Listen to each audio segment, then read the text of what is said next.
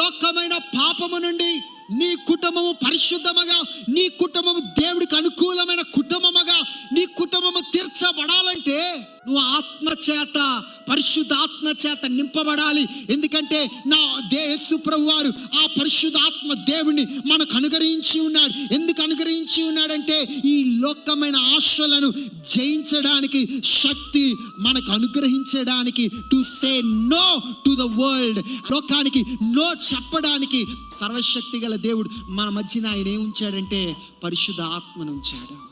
ప్రతి దినము, ప్రతి క్షణము నీ ఆలోచన ఏమనుంది?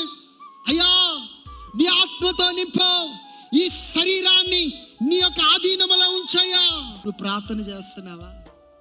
అయ్యా నా ఆలోచనలు నీ ఆధీనములో ఉంచయ్యా అని నువ్వు ప్రార్థన చేస్తున్నావా?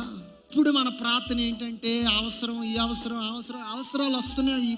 ఈ అవసరం తీరితే ఇంకొక అవసరం వస్తుంది. కానీ నీ యొక్క కుటుంబము నిజముగా దీవింపబడాలంటే ధనము కాదు, ఆస్తులు కాదు, ఈ లోకమైన కార్యాలు కాదు. నీ కుటుంబము దీవింపబడాలంటే నీ కుటుంబం ఆత్మీయమైన కుటుంబముగా తీర్చబడాలి.